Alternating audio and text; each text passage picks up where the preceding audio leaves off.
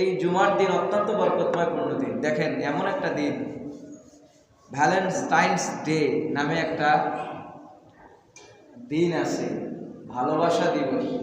তো এই বেহায়াপনা দিবস নিয়ে কথা বলার মতো আমার হাতে সময় নাই।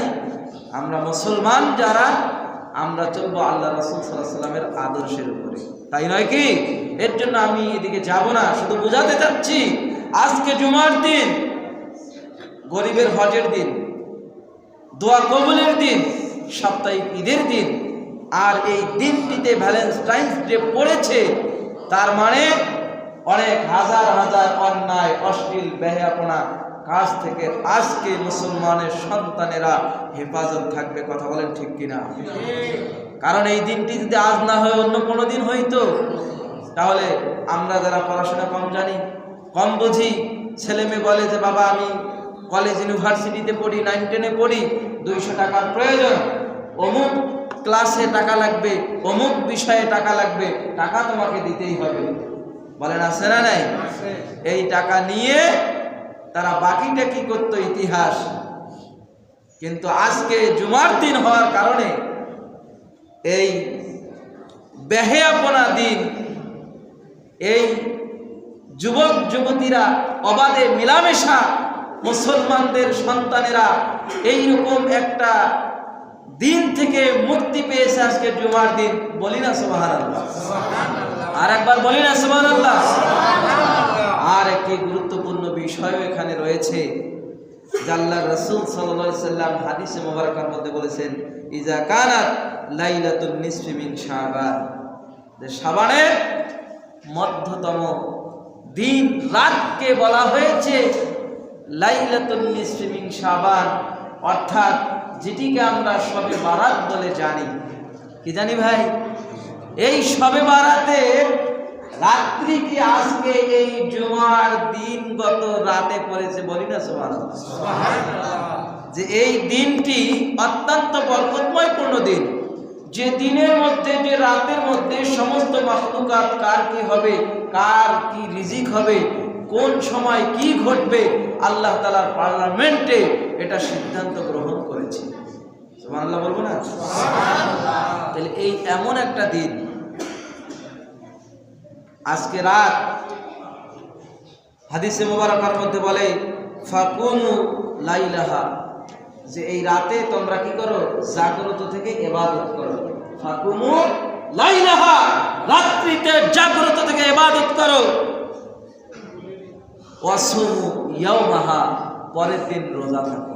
সুবহানাল্লাহ বলবেন না? সুবহানাল্লাহ। এই শবে বারাত মুসলমান মানবে, এই শবে বারাত মুসলমান দোয়া করবে, এই শবে বারাত রাত্রিতে জাগ্রত থেকে কোরআন পড়বে, জিকির আজকার করবে, তেলাওয়াত করবে, নফল নামাজ পড়বে, পরের দিন রোজা থাকবে, রবের কাছে দোয়া করবে, আল্লাহ আমি বড় বিপদে আছি, আল্লাহ আমি রোগে আছি, আল্লাহ আমি বড় ষড়যন্ত্র শিকার, আল্লাহ তুমি আমাকে হেফাজত করতে পারো। কার কাছে দোয়া করবে ভাই? আল্লাহর কাছে। কিন্তু এই রাতে ইবাদত করে পরের দিন রোজা থেকে দোয়া করবে না, কি করবে জানেন? কি করবে বোঝেন? করবে রুটি, করবে হালুয়া, করবে গোস্ত, লাগাবে বাবা মার কবরে বাতি, মরিচ বাতি, লাইট। শবে বারাত পালন করতে হবে, তারা এগুলির মাধ্যমে করে, কিন্তু শবে বারাত নিজের ভাগ্যকে পরিবর্তন করতে হবে, নিজে আল্লাহ পাকের কাছে দোয়া করতে হবে। কিন্তু আমরা শবে বারাত পালন করি রুটি, হালুয়া, ভালো খাওয়া দাওয়া, এগুলোর মাধ্যমে। কথা কি ঠিক নয়? কিন্তু হাদিস ভিন্ন কথা বলে। অনেকে এরকমও বলে যে হুজুর শবে বারাতের নামাজ কয় রাকাত? শবে বারাতের নামাজ কেমন করে পড়েন নাকি হুজুর? বলেন আছে না নাই? খোঁজ নিয়ে দেখো, ওই ব্যক্তি আল্লাহর বান্দা নামাজের ইহতিমামই করে না। কি করে না ভাই? নামাজের ইহতিমামই করে না। তাহলে এখন শবে বারাতের নামাজ কয় রাকাত, কেমন করে পড়ে, সেই বিষয়গুলো নিয়ে সে ব্যস্ত আছে। আসলে কি শবে বরাতের কোনো নামাজ আছে? কথা বলেন না, কোনো নামাজ আছে ভাই? শবে বরাতের কোনো নামাজ নাই। তাহলে কি করবে?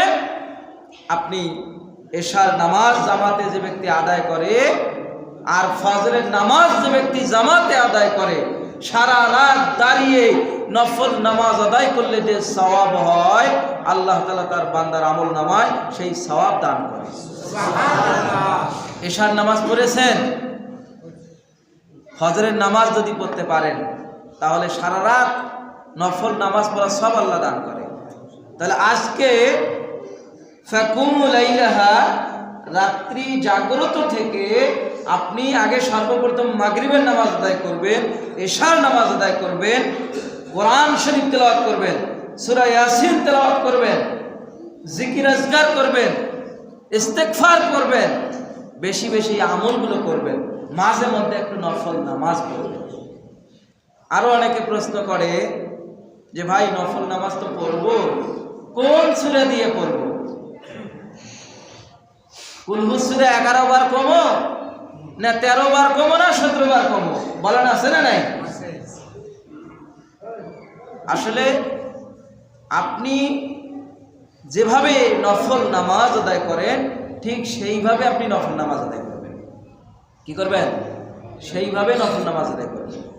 কিন্তু দেখা যায় অনেকে এভাবে নামাজ পড়ে, একবারে 10 রাকাত নামাজ পড়িয়া সালাম ফিরে, একবারে 8 রাকাত নামাজ পড়িয়া সালাম ফিরে, সূরা ফাতিহা পড়ে ফির 10 বার 11 বার কুল হু সূরা পড়ে। বলেন আছে না নাই?